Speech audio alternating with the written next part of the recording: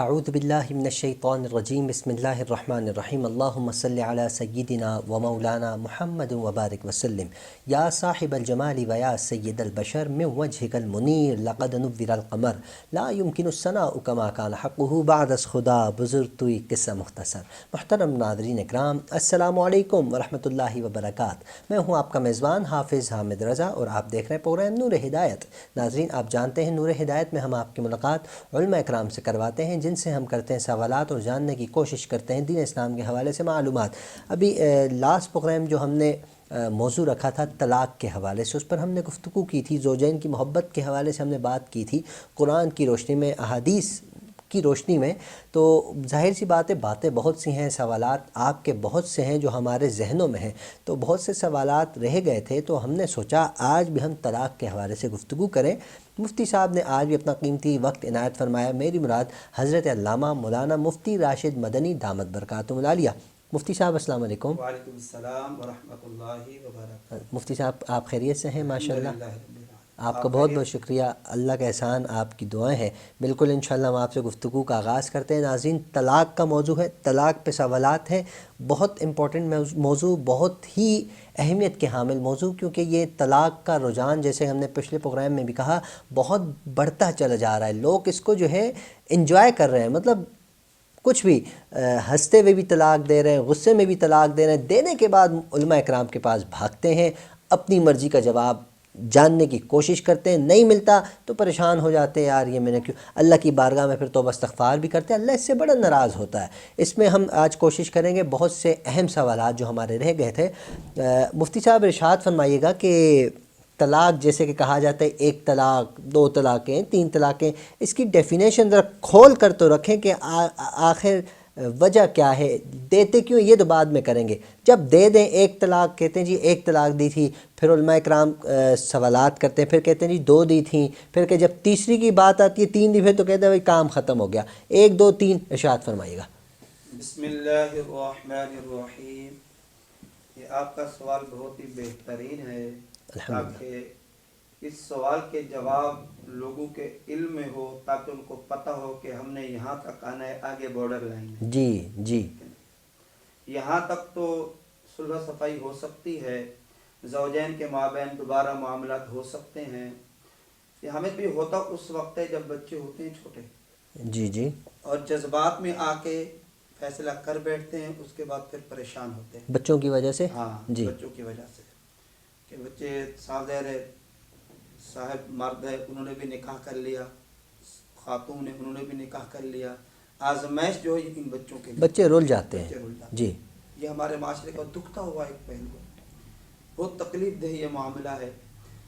تو سب سے پہلے ہمیں یہ پتہ ہونا چاہیے کہ اگر کسی شخص نے ایک مجلس میں تین طلاقیں استعمال کر دیں، ایک مجلس میں تین طلاقیں استعمال کر دیں، چاہے وہ ایک ساتھ تین طلاق کہہ رہا ہے یا الگ الگ کر کے کہہ رہا ہے، تو طلاق مغلظہ اس کو کہتے ہیں۔ مغلظہ، ہاں، یہ گناہ ہے، یہ گناہ ہے، لیکن طلاق واقع ہو جاتی ہے۔ ایسی طلاق دینے سے نبی کریم صلی اللہ تعالی علیہ وآلہ وسلم نے منع فرمایا ہے۔ اگر کوئی شخص یہ عمل کرتا ہے تو اب یہ دوبارہ اپنی زوجہ کے ساتھ رجوع نہیں کر سکتا۔ رجوع کب کرے گا؟ اگر یہ کسی غیر سے نکاح کر لیتی ہے، پھر وہ طلاق دیتا ہے، عدت کے دن گزر جاتے ہیں، اس کے بعد دوبارہ یہ نکاح کرنا چاہتے ہیں تو اب یہ نکاح کر سکتے ہیں۔ اچھا، اب اگر کسی شوہر نے اپنی زوجہ کو ایک طلاق دی، جس کو طلاق رجعی بھی کہتے ہیں، ایک طلاق دی، اب عدت کے ایام ابھی گزرے نہیں ہیں۔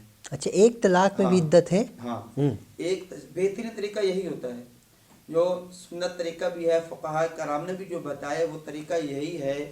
اگر زوجین کے درمیان بن نہیں پا رہی، بڑوں نے بھی کوشش کی، دوستوں نے بھی کوشش کی کہ ان کا گھر آباد ہو جائے، ان کا گھر بس جائے، لیکن پھر بھی یہ دیکھ رہے کہ ذہن نہیں مل، دیکھے ہمارا دین بہت پیارا ہے، ہر معاملے کے اندر ہماری رہنمائی کی گئی ہے۔ قرآن کریم فرقان حمید میں اللہ کریم نے بھی ارشاد فرمایا ہے کہ اگر تمہاری زوجین آپس میں نہیں بنتی، مسائل ہوتے ہیں، بڑوں نے بھی کوشش کر لی ہے، اب تمہارے لیے بہتر ہے کہ تم بالکل بہترین انداز میں علیحدگی اختیار کر لو، تاکہ لیکن حدود اللہ کو پامال نہ کرو۔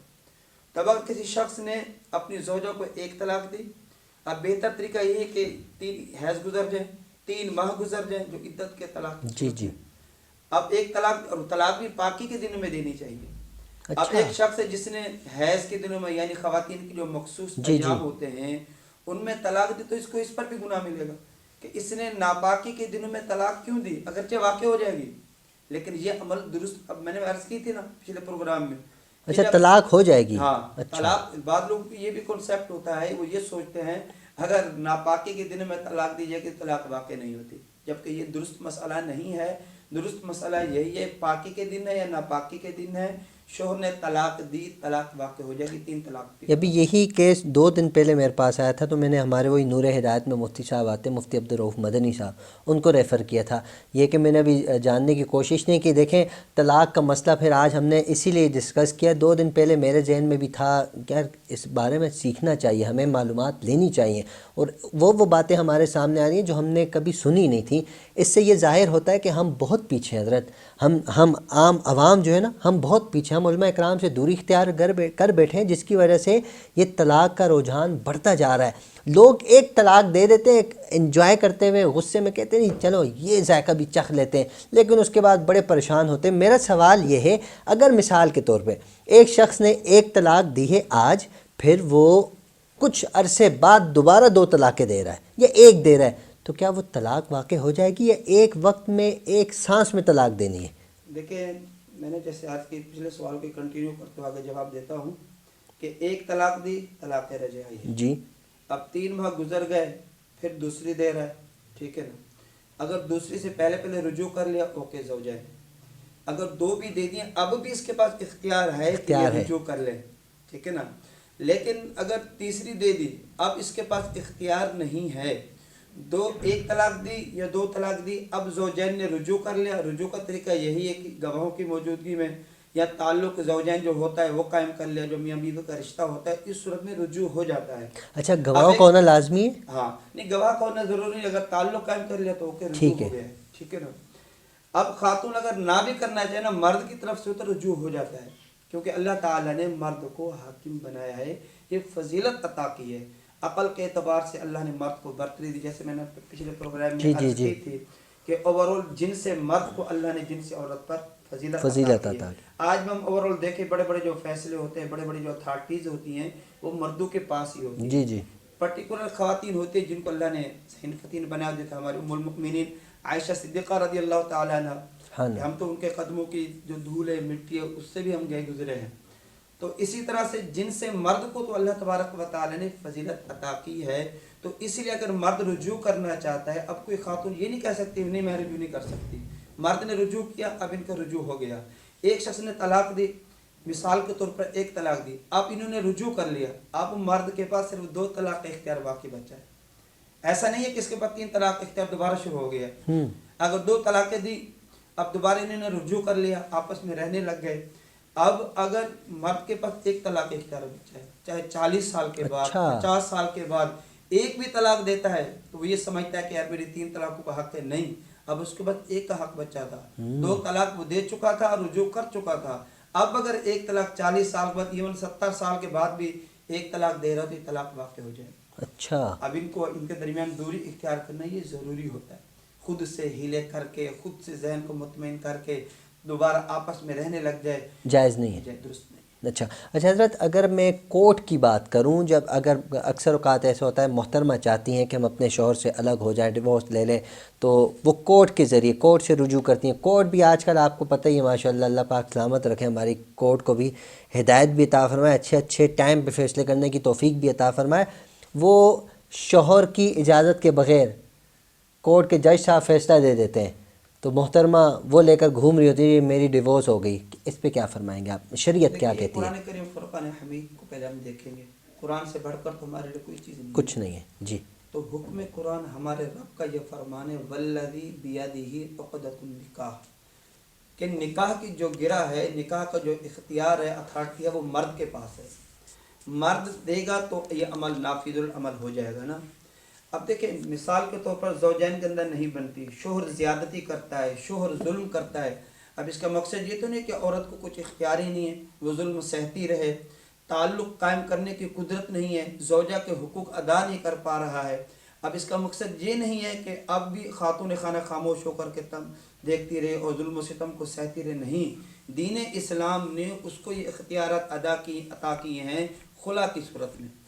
جہاں یہ صورتحال ہوتی ہے، خاتون کو یہ حکم دیا گیا ہے کہ تم خلا کا دعویٰ دائر کرو، جا کر کے کورٹ میں خلا کے بارے میں کہو، اور مرد نے جو حق مہر دینا ہے اس سے دستبرداری اختیار کر لے یا کچھ مزید مال دے دے، اس مال کے عوض میں عورت کو طلاق دے دے۔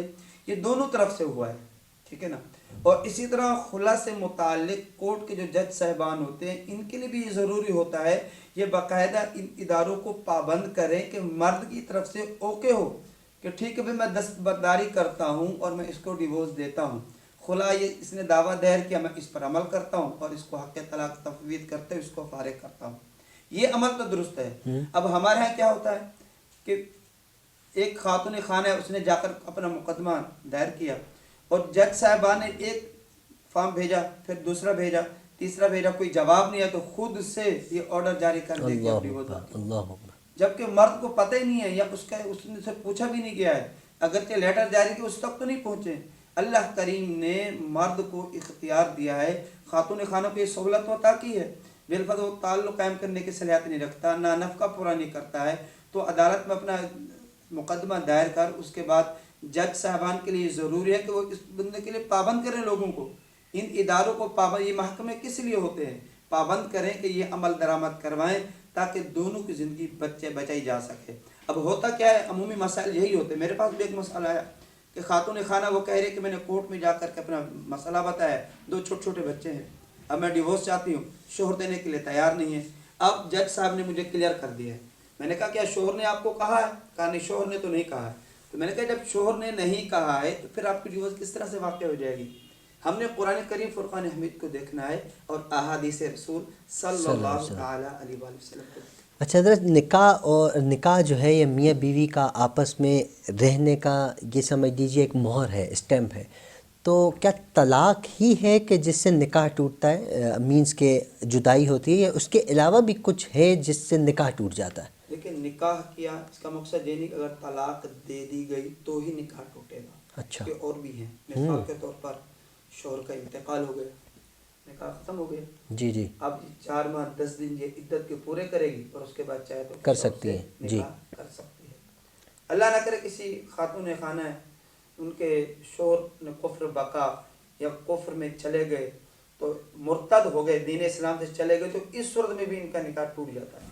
اچھا، مطلب کہ اگر حیات ہے وہ اور وہ کفر ہو گیا، کفر کر لیا اس اسلام نے، کو چھوڑ کر یہ باؤنڈری بنا دی گئی ہے نا کہ بھئی دین اسلام یہ ایک باؤنڈری ہے، اس کے اندر ہی آپ نے رہنا ہے، اس سرکل سے اگر باہر جائیں گے، دین اسلام کو پامال کریں گے، اسلامی شعار کے بارے میں معاملات کریں گے، اگر حکم کفر علماء نے بتایا کہ واقعی اس کے اوپر حکم کفر لگ رہا ہے تو صاف ظاہر پھر یہی حکم شرع ہوگا کہ اس کی زوج ہے، اس کے نکاح سے جا چکا۔ اگر وہ توبہ کرتا ہے، اب دوبارہ نئے سرے سے تجدید ایمان بھی ہوگا، تجدید نکاح بھی ہوگا۔ اچھا، اور اگر یہی عمل وائف کریں تو وہی نکاح سے چلی جائے۔ اچھا، تو ہمیں اس سے بہت بچنا چاہیے۔ اچھا، اگر یہ تو کفریہ کلمات ہو گئے، لیکن اگر ایک شوہر ہے وہ وائف کو مارتا بھی ہے، مارنا بھی تو گناہ ہے نا حضرت، فالتو میں مارتا بھی ہے، سزا بھی دیتا ہے، برا بھلا بھی کہتا ہے، ماں باپ کی گالیاں بھی دیتا ہے فالتو میں، ایسے شخص کے بارے میں آپ کیا فرمائیں گے؟ ذرا بتائیں نا ہمارے ناظرین کو۔ شخص کو جاہل کہا جاتا ہے، اجہل مرکب جس کو کہتے ہیں، جو ہلاک کے بھی آگے، تو ایسا شخص اجہل مرکب ہے جو اس صنف نازک پر یہ ظلم و ستم کرتا ہے اور اس بزدلی کو در حقیقت جو بزدلی اس کو بہادری تصور کرتا ہے۔ تو ایسے شخص کو چاہیے اللہ تبارک و تعالیٰ کا خوف اپنے دل کے اندر بٹھائے۔ نبی کریم صلی اللہ تعالیٰ علیہ وآلہ وسلم کی ایک حدیث ہے جس کا مفہوم ہے کہ اے لوگو، ان خواتین کے متعلق تم سے پوچھا جائے گا، ان کے حقوق سے متعلق تم اللہ سے ڈرتے رہو، اور اللہ نے تمہیں ایک مخصوص وقت عطا کیا ہے، اس مخصوص وقت میں ان سے نفع اٹھاتے رہو۔ اور فرمایا کہ یہ عورت جو ہے نا پسلی سے پیدا ہوئی ہے نا، تو اوپر جو پسلی ہے ٹیڑھی کی مشابہت دی گئی ہے، اور فرمایا اس کو سیدھا کرنا چاہو گے تو سیدھا اس کا کرنا ہے، اس کو توڑنا ہے، اور توڑنا ڈیورس کی صورت میں ہے۔ ہم سن چکے اللہ تبارک و تعالیٰ کو حلال کاموں میں سب سے ناپسندیدہ عمل یہی ہے، تو وہ فرد جو اپنی زوجہ کو اس طرح کا ظلم کرتا ہے، ایون کہ ہاتھ اٹھاتا ہے۔ دیکھیں قرآن کریم فرقان حمید میں نا पूरा का पूरा अल्लाह तबारक व तआला ने ज़िंदगी गुजारने का तरीका बताया। फ़अइज़ूहुन्ना वहजुरूहुन्ना फ़िल मदाजिअ फ़इन अताअनकुम फ़ला तबगू अलैहिन्ना सबीला। अगर वो तुम्हारी इताअत और फर्मा बरदारी पर आ जाए और अफ़्व दरगुज़र की तालिब हो और माफ़ी चाह रही हो, कोई गलती हो गई, मिस्टेक हो गई, अब मर्द को चाहिए कि बड़ेपन का मुजाहरा करते हो माफ़ी दे, ताकि अच्छे अंदाज से ज़िंदगी गुजारने में कामयाब हो जाए। जुल्म और सितम करने की इसको इजाज़त नहीं है। इस्लाम ने बिल्कुल इजाज़त नहीं दी, एक लेकिन वो हम तरीका कार हाकिम दिया गया है, हिकमत अमली के तहत बिस्तर अलग कर लो, ज़रा तल्ख लहजे में बात करो, ताकि ये जो दूरियां ये ख़त्म, मकसद यही है। ये नहीं है कि कुरान करीम में जो फरमाया गया है तो इसका मकसद ये नहीं कि आप डंडा लो और शुरू हो जाओ, तो उस पर जुल्म सितम शुरू करो, माँ बाप के ताने दो, ये अमल दुरुस्त नहीं है। बिगाड़ का सबब यही पैदा होता है। माँ बाप ने अपने जिगर का टुकड़ा, अपनी औलाद, अपनी बेटी अता कर दी, दे दी, तो अब इसको चाहिए उससे नफ़ा हासिल करे जो शरीयत मुताबिक ने हमें हुक्म इरशाद कर। अच्छा हज़रत, तलाक ही की बात, एक सवाल और जहन में आ गया आज के तलाक के हवाले से। आखिरी सवाल है, मैं चाहूँगा इसको भी क्लियर कर दें हम, कि तलाक जैसे कि शौहर देते हैं, बीवी सामने हो, अगर बीवी मौजूद नहीं, किसी के ज़रिए पैगाम पहुंचा दिया, भाई के ज़रिए, वालदा के ज़रिए, किसी के भी ज़रिए, या कॉल पे पहुंचा दिया या किसी के ज़रिए, तो क्या तलाक वाक़ हो जाएगी? ये एक बहुत अहम मसला है, सामीन भी इस पर गौर करें, नाज़रीन हाज़रीन, कि किसी शख्स ने अपनी ज़ौजा को तलाक दी, अब ज़ौजा मौजूद नहीं है, कोई और भी मौजूद नहीं है, ये खुद अकेला है, शोर व गुल नहीं है, इसके अपने कानून ने सुन लिया, शोर व गुल है, इसको पता है शोर व गुल नहीं होता तो मैं आवाज़ सुन लेता, इतनी आवाज़ में इसने तलाक के अल्फाज इस्तेमाल किए, या इसने तहरीर करके तलाक का पेपर भिजवाए, या इसने तहरीर नहीं किया, तहरीर किसी और ने किया, इसने अंगूठा लगाया, इसने सिग्नेचर कर दिए, तो इस सूरत में वो खातून खाना तक की चीज़ पहुंची या नहीं पहुंची, तलाक वाक़ हो जाएगी। मतलब कोई सुन नहीं रहा फिर भी हो जाएगी? हाँ, तलाक वाक़ हो जाएगी, चाहे कोई गवाह नहीं है, चाहे इसने तलाक दी है, खातून कहती इसने तलाक दी है और शोर मुनकिर हो रहा है, अब हुक्म शरा ये है खातून इससे दूर रहे, ताल्लुक़ कायम करने के हवाले से अपने आप को बचाए और इसको अल्लाह का डर और खौफ याद दिलाती रहे कि तुमने मुझे तलाक दे दी है, अब ताल्लुक़ कायम करेगा, मियाँ बीवी वाला रिश्ता कायम करेगा, जो औलाद पैदा होगी उस औलाद से खैर की तवक्को भी नहीं रखी जा सकती, तो इसको डराती रहे। लेकिन अगर इसकी नहीं चलती है, ये मजबूर है, जो मजबूर है वो माजूर है, शरीयत ने उसको रियायत अता की है। ये शख्स गुनाहगार है, ये अमल कर चुका है, फिर भी ज़बरदस्ती उसके साथ रह रहा है, फिर भी मियाँ बीवी वाला ताल्लुक़ कायम कर रहा है, तो इसको अल्लाह तबारक व तआला के हुज़ूर डरते रहना चाहिए और अपने इस अमल से बाहर आ जाना चाहिए। बहुत अहम मसला है जी। ख़ानदानों के अंदर ये मसाइल मामला हो चुके, अब ज़ौजा को डरा धमका करके या माँ बाप के हवाले से कोई बात बता करके खामोशी से ज़िंदगी गुजार रहे हैं। याद रखें हामिद भाई, ऐसे ज़ौजैन जो तलाक दे चुके, दारुल इफ्ता से मसला भी नहीं पूछा, शरई रहनुमाई भी नहीं ली, खुद से जहन से ये तासुर कायम कर लिया कि नहीं हमारी तलाक नहीं हुई और मियाँ बीवी वाला रिश्ता कायम करके रह रही है, खालिस ज़िना है, अल्लाह और ये गुनाह है, गुनाह ऐसी कबीरा, बड़ा औलाद, गुनाह है। हाँ, और ऐसी औलाद से वफा की तवक्को करना ये भी गलती ही। ज़ाहिर है हराम औलाद भी आगे हराम ही होगी। अच्छा हज़रत, ये बहुत आम हो चुका है, हमारे नाज़रीन को क्या मशवरा देंगे, क्या ऐसा करना चाहिए कि इन चीज़ों से हम दूरी इख्तियार करें, दूर रहें, बचे रहें, महफूज रहें, अच्छी ज़िंदगी गुजारें? क्या फरमाएंगे? देखिए, इंसान, जैसे मैंने गुज़श्ता प्रोग्राम में अर्ज़ किया था कि इंसान खता का पुतला है ना, अब आज हम में से हर एक शख्स ये चाहता है कि यार मुझे सामने वाला बंदा परफेक्ट चाहिए, सामने वाला परफेक्ट होगा, सामने वाला के सारे मामला दुरुस्त होंगे तो फिर दुरुस्त है। देखिए, ज़िंदगी ऐसे बसर नहीं होती जहाँ सामने वाला हमारी कुछ मिस्टेक्स को इग्नोर करता है, दरगुजर कर देता है, मुआफ़ कर देता है, तो हमें भी कुछ ना कुछ उसकी बात रखना होगी। हम उसकी बात रखेंगे तो फिर हमारी ज़िंदगी अच्छी गुजरेगी। अगर हम उसकी बात नहीं रखेंगे, छोटी छोटी बातों पर नुक्ताचीनी करते रहेंगे, छोटी छोटी बातों पर एतराज़ करेंगे, माँ बाप के घर गई तो इतने दिन क्यों लगाए, उससे बात क्यों की, इससे बात क्यों की, इस तरह फिर बिगाड़ पैदा होता चला जाता है। बात वही आ जाती है कि शादी निकाह करने से पहले इसको इसके बारे में इल्म हासिल करना था कि यार मेरी ज़ौजा के मेरे साथ क्या हुकूक हैं। अब मेरी ज़ौजा भी आ रही है, सेपरेट कंबाइंड फैमिली रहती है, माँ बाप के हुकूक का भी ख्याल करना है, ज़ौजा साथ देने मेरी ज़िम्मेदारी है, इसके मामला भी मैंने मेंटेन करके चलना है। तो शादी से पहले इन उलूम को इसने हासिल करना था, अब इसने हासिल किया नहीं है, जिसकी वजह से अब बिगाड़ पैदा हो रहा है। تو اب اس کو یہی سوچنا ہے کہ جب مجھ سے غلط ہوتی ہیں، مجھ سے غلطیاں ہوتی ہیں تو سامنے والی طرف نظر کر دیتی ہے، اگنور کر دیتی ہے، تو مجھے بھی یہی عمل اختیار کرنا ہے۔ تو جب ہم صرف نظر کرتے رہیں گے، ایک دوسرے کی غلطیوں کو اگنور کرتے رہیں گے، زندگی اچھی گزرے۔ اچھا حضرت، ایک شوہر ہے وہ جانتا ہے کہ باہر کا ماحول اچھا نہیں ہے، لیکن وائف کی طرف سے ضد رہتی کہ مجھے باہر لے کر جاؤ، فلاں جگہ لے کر جائیں، فلاں جگہ لے کر جائیں، وہ شوہر نہیں لے کر جاتا، اس سے بھی آپس میں اختلاف پیدا ہوتے، تو اس میں کس کا قصور ہے؟ کیا فرمائیں گے آپ؟ دیکھیں یہ بعض اوقات اس طرح کی چیز ہونی چاہیے، اس میں کوئی شرم کا بات نہیں ہے۔ ایک طریقہ کار کے مطابق پردے کی صورت میں اپنے آپ کو سیپریٹ کرتے ہوئے اگر خاتون خانہ اس طرح کوئی فرمائش کرتی ہے تو میں یہ سمجھتا ہوں کہ اس مرد کو چاہیے کہ اس خواہش کو ایکسیپٹ کرے۔ شریعت میں اجازت ہے۔ بالکل۔ لیکن جو اگر غیر شرعی معاملہ ہو، سامنے پارٹی کچھ اس طرح کے پروگرام ہی کچھ اس طرح کا عجیب و غریب فنکشن بے ہے، پردگی ہو تو جا، اس سے پھر بچنا ہے۔ نبی کریم صلی اللہ تعالی علیہ وسلم کی سیرت میں ہمیں یہ ملتا ہے کہ آپ نے ہمیں یہ بتایا ہے کہ یہ خواتین کانچ کی طرح ہوتی ہیں نا، کانچ کی مانند ہوتی ہیں، ان کو ٹھیس پہنچ جاتی ہے۔ تو اگر ایسی مخلوق محفل میں لے کر جاتے ہیں یا فحاشی ہو جانی عجیب و غریب سسٹم ہے تو صاف دل نہ چاہتے ان کی دلوں کو پر اس کا اثر ہوگا، تو اس سے تو بچنا ہے۔ لیکن غیر شرعی نہیں ہے، کوئی مسائل نہیں ہے تو یہاں پر لے جانے میں کوئی شرم، میں یہ سمجھتا ہوں کہ آر نہیں ہے۔ دوسری آخری بات یہ عرض کروں گا کہ بعض اوقات ایک شخص ہے جس نے اپنی زوجوں کو 3 طلاق ایک مجلس میں دے دیا، ساری زندگی امام اعظم کو فالو کرتا رہا، لیکن جب طلاق ہوئی پھر درد اٹھا، پھر پریشان ہوا، اس کے پاس انہوں کا طلاق واقع ہوگی، انہوں نے کا طلاق واقع ہوگی، اب امام اعظم کو چھوڑ کر کسی اور امام کی یا غیر مقلد کی طرف جا رہے ہیں، تو یہ عمل درست نہیں ہے، یہ شریعت کی پیروی نہیں ہے بلکہ یہ نفس کی پیروی ہے۔ اس کو چاہیے اپنے اس عمل سے بچے، ساری زندگی جس فقہ کو جس امام کو فالو کرتا رہا ہے اب بھی اس کے حکم کو ایکسیپٹ کرے اور جو انہوں نے حکم ارشاد فرمایا اس کے مطابق عمل کرے۔ وہ میں نے پہلے ہی کہا نا، ہم لوگ کوشش کرتے ہیں ہماری مرضی کا جواب مل جائے۔ مفتی صاحب بہت بہت شکریہ، بہت خوبصورت انداز میں اس وسیع موضوع پر آپ نے گفتگو فرمائی۔ اللہ رب العزت آپ کے علم میں عمل میں برکت عطا فرمائے۔ ناظرین، آپ سے گزارش ہے ہمیشہ کی طرح اپنا خیال رکھیے، اپنے اہل و عیال، پڑوسی، رشتہ دار سب کا خیال رکھیے۔ وینس ٹی وی کی پوری ٹیم کو اپنی خصوصی دعاؤں میں یاد رکھیے۔ السلام علیکم ورحمۃ اللہ وبرکاتہ۔